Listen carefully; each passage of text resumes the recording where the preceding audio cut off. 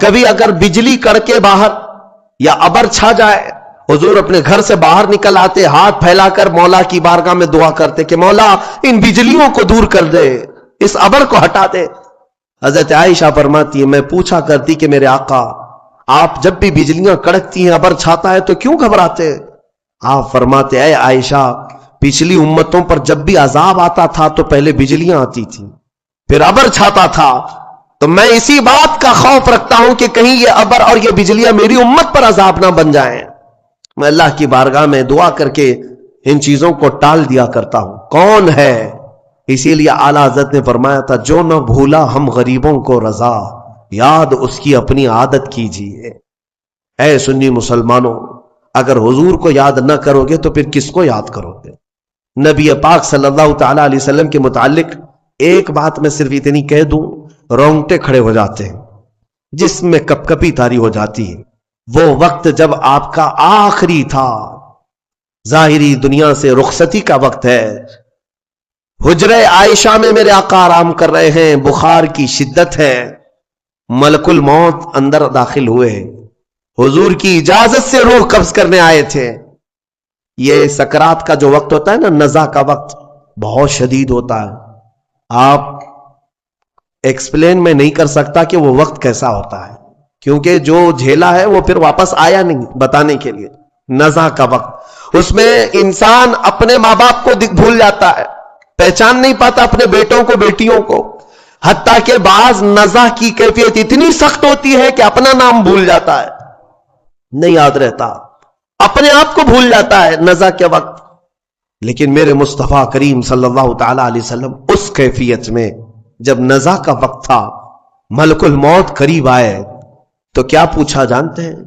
پوچھتے ہیں اے اسرائیل یہ نزع کا وقت بڑا سخت ہوتا ہے، بہت درد والا ہوتا ہے، بتا تو ذرا کیا میری امت کو بھی اس حالت سے گزارا جائے گا؟ جو نہ بھولا ہم غریبوں کو رضا، اس کیفیت میں ہر کوئی اپنے آپ میں رہتا ہے۔ اگر وہ رسول نزع کے وقت بھی اگر اپنی امت کو یاد کرتے ہوں تو کیا امت پر اتنا بھی حق نہیں ہے؟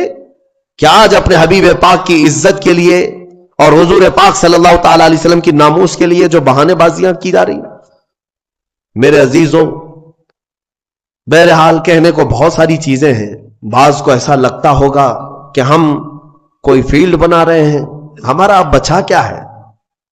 میں جس طرح آپ کے درمیان بیانات کر رہا ہوں سب کو پتا ہے، بہت سارے لوگ ڈرتے بھی ہیں، بہت سارے لوگوں کو پتا ہے کہ کیا ہونا ہے، ان کے ساتھ کیا کیا جائے گا، لیکن میں صرف یہی چیز محسوس کرتا ہوں جب تک اللہ نے آواز دی ہے یا جب تک اللہ نے طاقت دی ہے یہ امانت منتقل کر دی جائے، ورنہ قبر میں جا کر میرے مصطفیٰ کریم صلی اللہ علیہ وسلم کی بارگاہ میں شرمندہ نہ ہونا پڑے، ذلیل و رسوا ہونا نہ پڑے، کیونکہ سامنا تو اس رسول کا کرنا ہی ہے، قبر میں ہو یا حشر میں ہو۔ اگر رسول کریم صلی اللہ تعالی علیہ وسلم نے پکڑ کر پوچھ لیا کیا تو اسی جگہ سے آیا ہے جہاں سے مجھے گندی گالیاں دی جاتی تھیں اور تو سن کر کے خاموش رہا کرتا تھا، ہمارے پاس جواب کیا رہ جائے گا؟ اے میرے عزیزوں، بات میں صرف اتنی عرض کرنا چاہتا ہوں کہ قرآن اس رسول کے بارے میں کہتا ہے عزیز علیہ ما عنتم، اس رسول کو تمہارا تکلیف میں پڑنا برداشت نہیں، تمہارا تو تمہارا، وہ ایک لکڑی کے رونے کو بھی برداشت نہیں کرتے، وہ ایک ہرن کے رونے کو برداشت نہیں کرتے، امتی تو بہت الگ بات ہے۔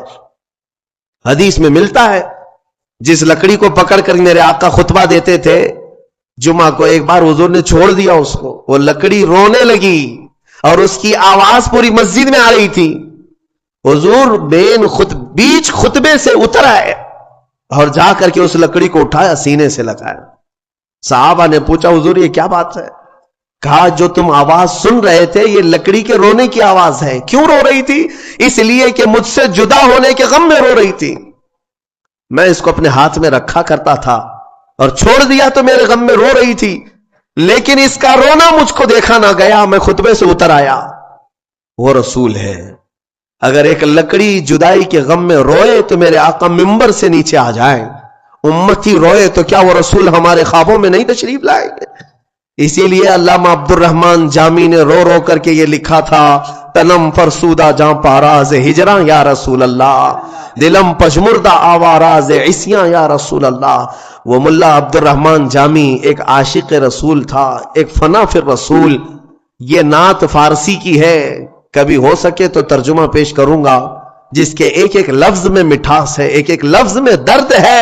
حج پہ جا کر کے علامہ عبدالرحمان جامی نے نعت لکھا اور کہا کسی کو نہیں سناؤں گا، سب سے پہلے جا کر میرے مصطفیٰ کے روضے پر سناؤں گا، حضور کے روضے پر کھڑا ہو کر کے سناؤں گا۔ اس میں کہا کیا گیا ہے؟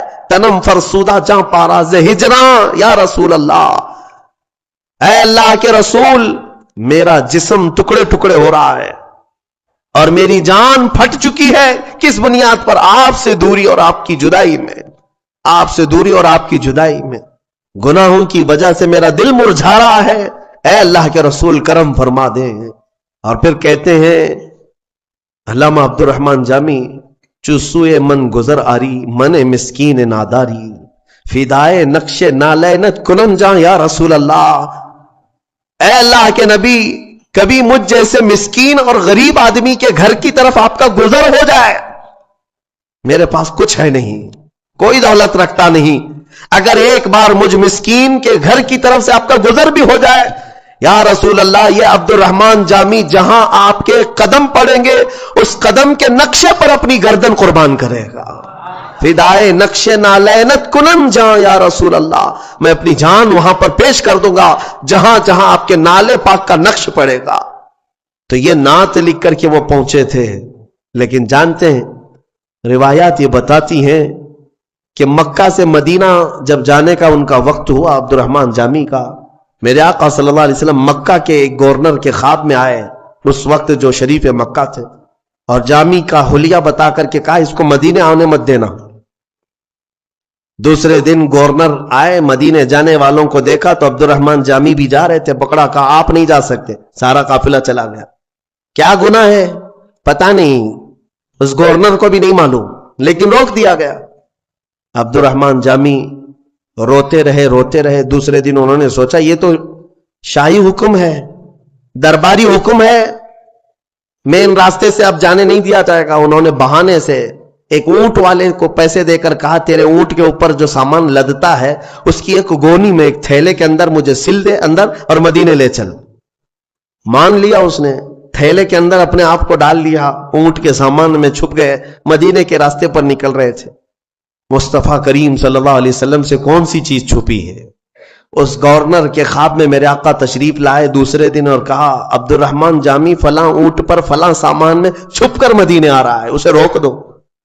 دوسرے دن گورنر گیا اور اسی اونٹ کی تلاشی لی، سامان میں وہ نکل آئے، کہا کہ میں نے کل آپ کو روکا تھا، آج پھر جا رہے ہو، آپ نے حکم عدولی کی، اس بنیاد پر آپ کو جیل میں ڈال دیا جائے گا۔ جیل میں ڈال دیا۔ گورنر کو یہ نہیں معلوم تھا کہ کس وجہ سے روکا جا رہا ہے۔ عبدالرحمان جامی جب جیل میں اندر تھے تو پھوٹ کر کے رونے لگے۔ ایک عاشق کے لیے سب سے بڑی گھڑی یہی ہے کہ اسے مدینے سے جدا کر دیا جائے، اس کی جان نکل جائے گی۔ یاد وطن ستم کی دشت حرم سے لائی کیوں، اعلیٰ حضرت نے بھی یہی فرمایا ہے، پھر کے گلی گلی تباہ ٹھوکریں سب کی کھائی کیوں، دل کو جو عقل دے خدا تیری گلی سے جائے کیوں۔ مدینے میں اپنے گھر کی یاد آ جانا بھی اعلیٰ حضرت کہتی ہیں یہ ظلم ہے۔ مدینے میں اگر اپنا گھر یاد آ گیا یہ ظلم ہے۔ مدینے میں رہ کر کے اگر کسی کو اپنا وطن یاد آ رہا ہے تو عبدالرحمان جامی کو جیل میں رکھا گیا تو رونے لگ گئے، بے قرار ہو گئے اور پکارنے لگے میرے آقا کو، یا رسول اللہ رحم فرمائیں، کیا قصور ہے میرا؟ شریف مکہ گورنر مکہ کو حضور اکرم صلی اللہ علیہ وسلم نے خواب میں پوچھا تیسرے دن کیا کیا تو نے عبدالرحمان جامی کے ساتھ؟ کہا اس کو جیل میں بند کر دیا۔ کہا کیوں؟ کہا کہ پتہ نہیں 2 مرتبہ اسے روکا گیا، پھر بھی وہ جانے کی بار بار کوشش کر رہا ہے، اس لیے جیل میں ڈال دیا گیا۔ پتہ نہیں کون سی غلطیاں ہیں اس کی، کون سی خطائیں، میرے آقا آپ کے مدینے میں وہ نہیں آ سکتا۔ اللہ کے حبیب صلی اللہ علیہ وسلم نے جو فرمایا وہی بات مجھے عرض کرنی ہے۔ کہا کہ عبدالرحمان جامی کو اس لیے نہیں روکا گیا کہ وہ خطا کار ہے، اس لیے میں روک رہا ہوں کہ وہ آ کر میری قبر کے پاس ایک نعت سنانے والا ہے، اگر وہ سنایا تو مجھے اپنی قبر سے باہر آنا ہوگا۔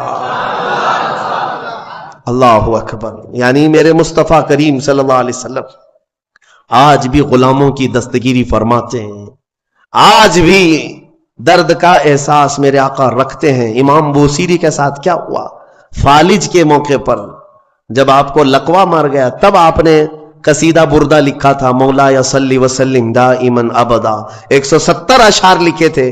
فالج ہوا تھا لقوہ, اور اس وقت بھی میرے آقا خواب میں تشریف لائے اور صرف ہاتھ ان کے جسم پر پھیر کر دعا کیا کہ اللہ تجھے شفا دے دے, اور جو تو نے میری تعریف میں قصیدہ لکھا لے میں اپنی چادر تجھے تحفے میں دیتا ہوں.